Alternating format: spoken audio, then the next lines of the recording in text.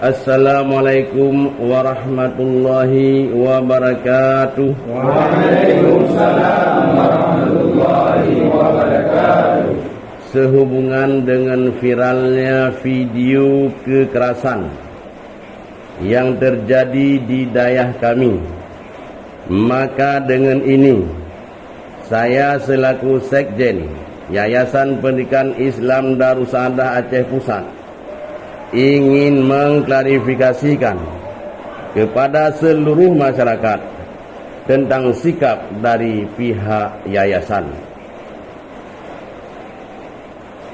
Pertama, yayasan tidak akan mentolerir setiap kekerasan yang terjadi di daerah.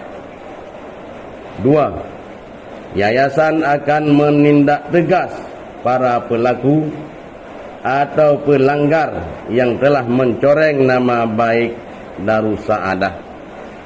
Tiga, sampai saat ini aktivitas proses belajar mengajar di Darussahadah dan sekolah masih berjalan normal seperti biasanya. Demikian klarifikasi ini kami sampaikan.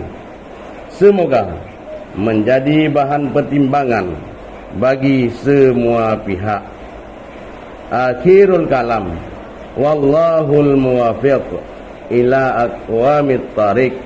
Wassalamualaikum warahmatullahi wabarakatuh. Waalaikumsalam.